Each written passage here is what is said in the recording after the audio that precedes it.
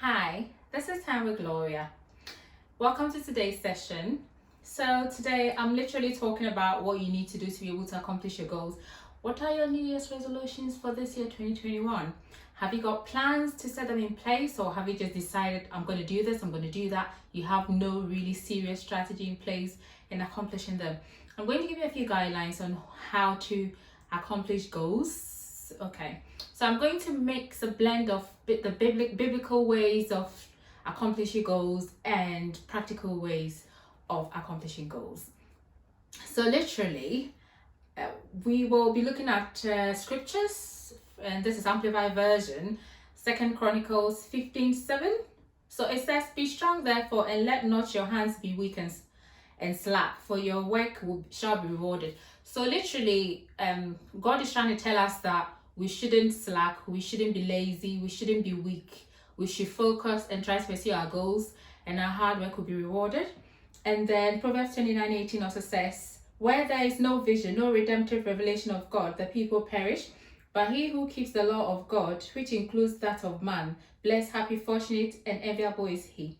So literally, where there is no vision, the people perish. So that is telling us to have a vision. That's telling us to have a plan. That's telling us to have goals. That's telling us to have a plan, like a dream, to do something, to have a vision, to accomplishing something with our lives, in our lives. So Psalm 33:11 says, "The counsel of the Lord stands forever, the thoughts of his heart through all generations."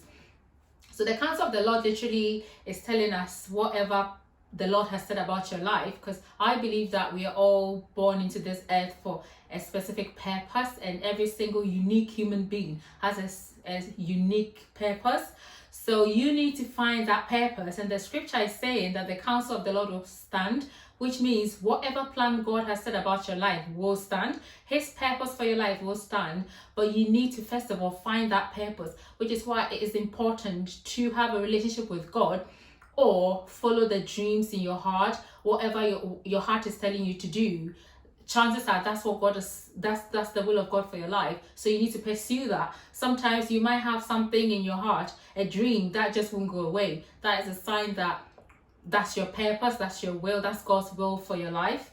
So we need to pursue these dreams that keep lingering in our hearts.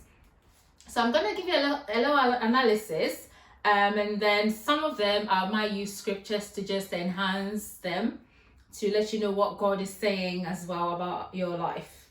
So literally, there are a few scriptures on wisdom and guidance on how to achieve your goals, and I'll give you a few pointers. So first pointer is strengthen your faith in God. So you need to strengthen your faith in God. Literally, sometimes when you haven't got God in your heart, you're lost, you're a bit confused.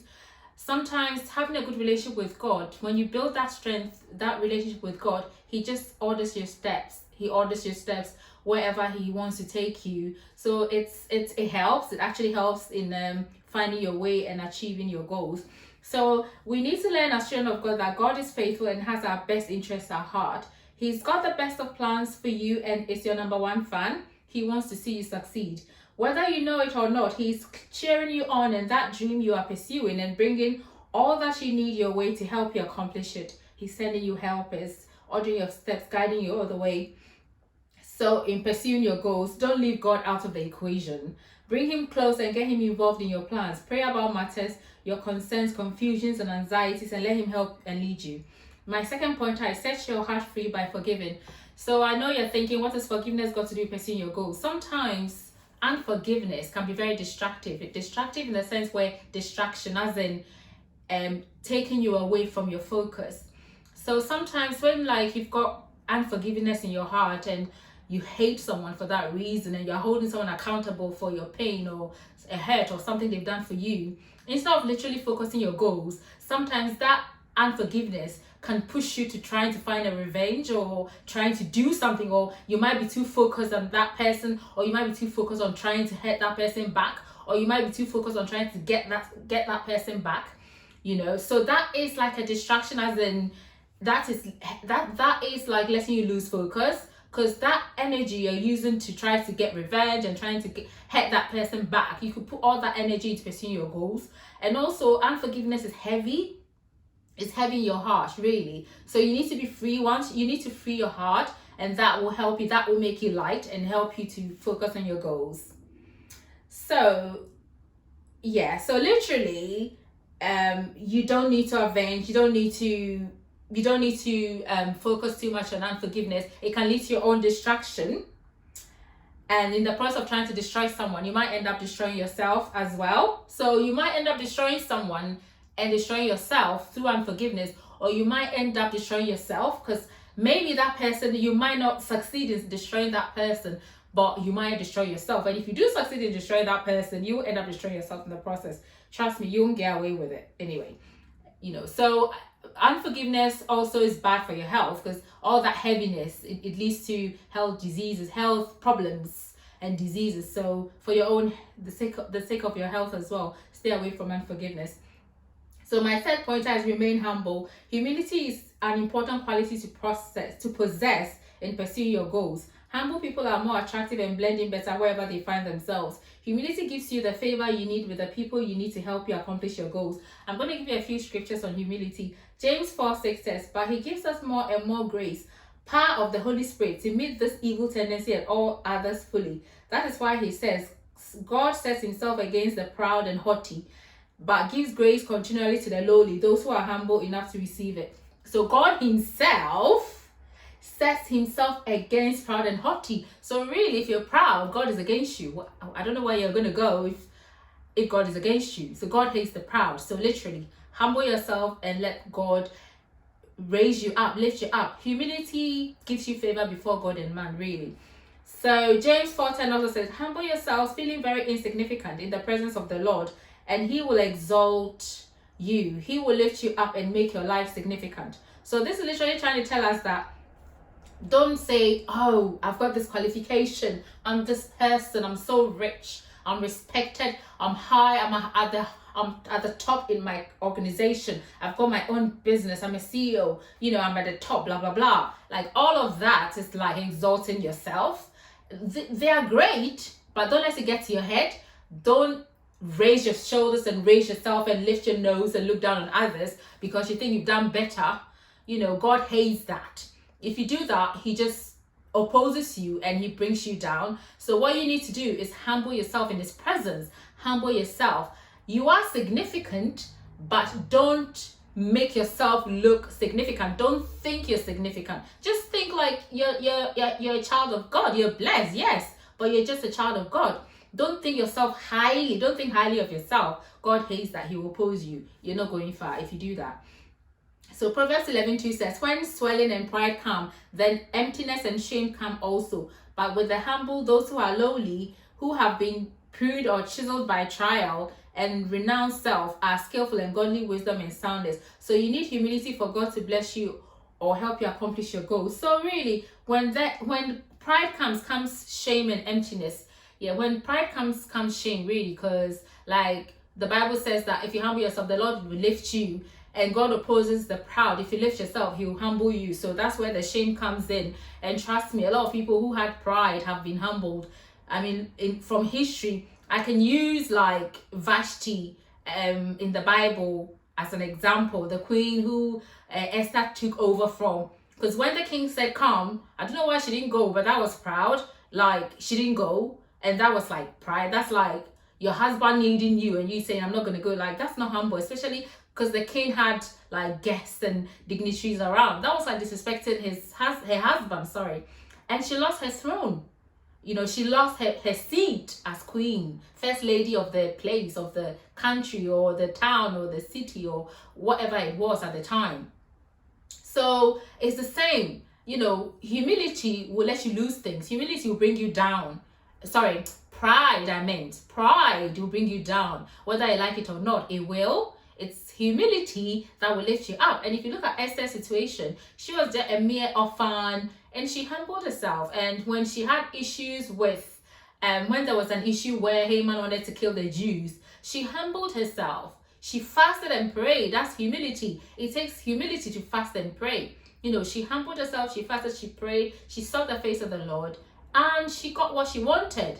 The king said, "To the half of my kingdom." She didn't want the kingdom, but it was offered unto her. That's just because she was humble. she was humble. She did what was humble and expected of her from God. So humility is really important if you want to be exalted. And this goes in pursuing your goals and your dreams. It goes hand in hand. Like, if you're humble, you're just easily accepted. You fit in, because pride will make you clash. Like, pride will just let you clash with people as well, people's personality. Some people don't like proud people. You come across as arrogant, people don't like that.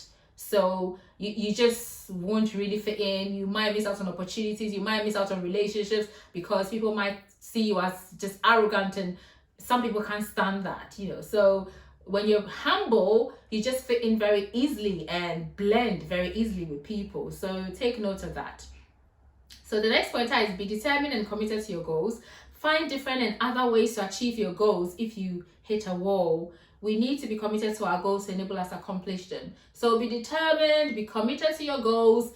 If you start executing plan A and it fails, look for a plan B.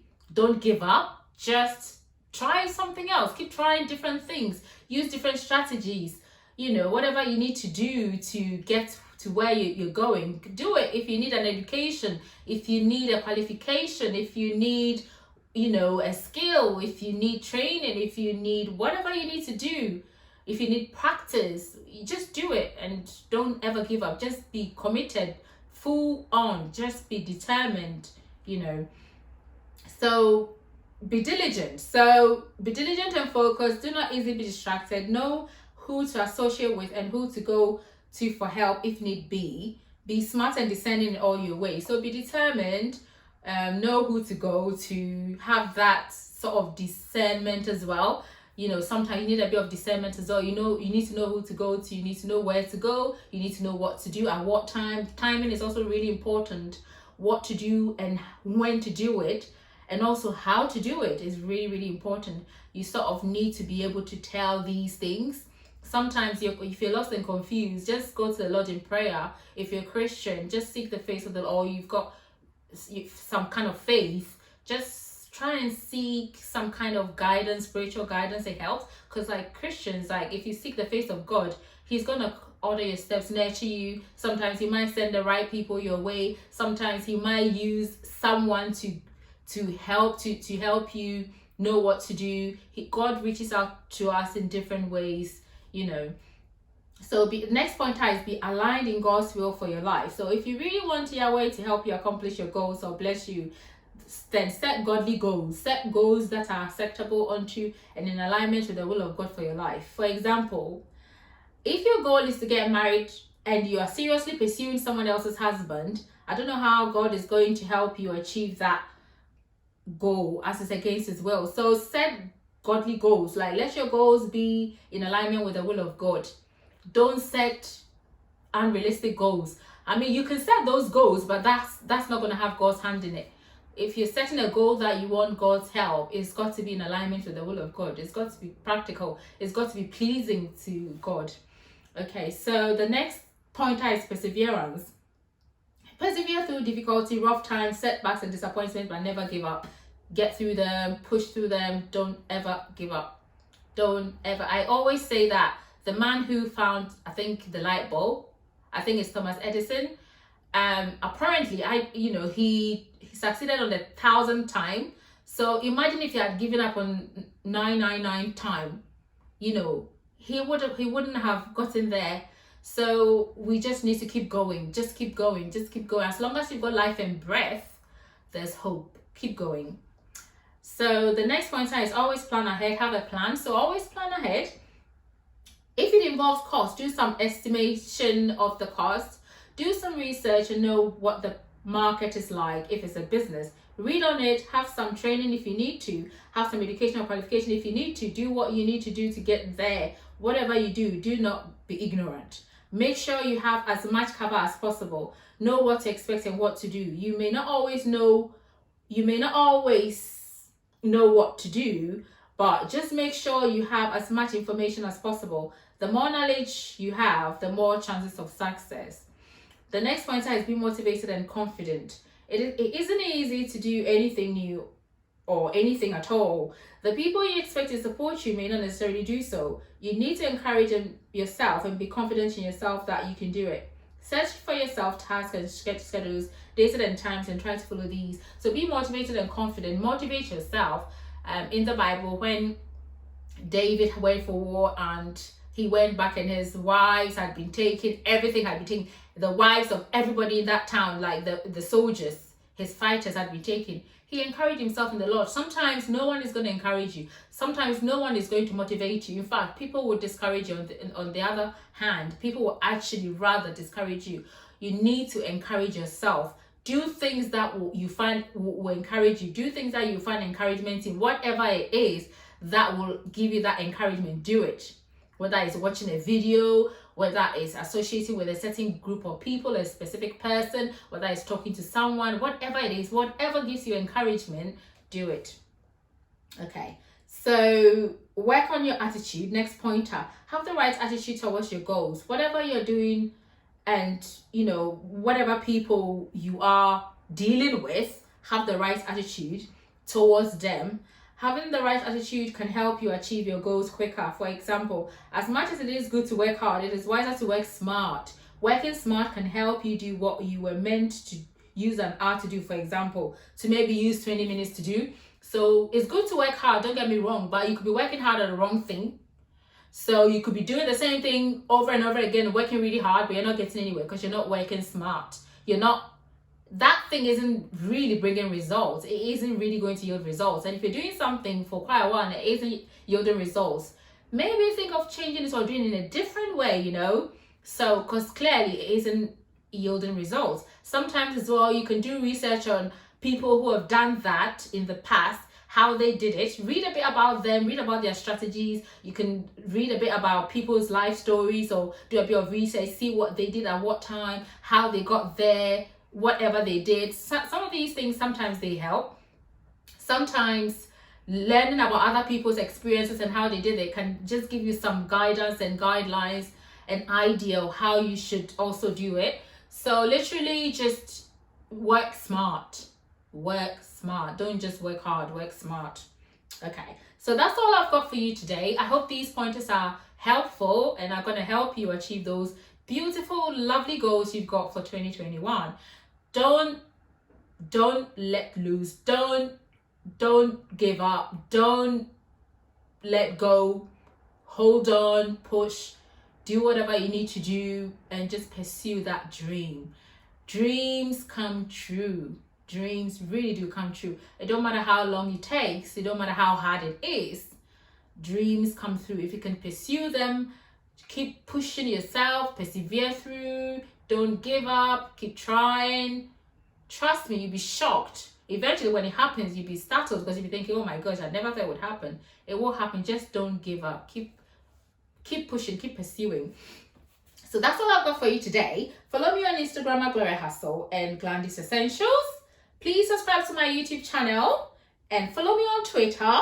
Like and share the video, comment. And thanks for watching. Hope you enjoyed it. Hope you learned something. Comment, say something to me. If there's anything you'd like to share, if there's anything you'd like me to talk about, let me know. I will talk about it. Have a nice time and I'll see you next time. Bye.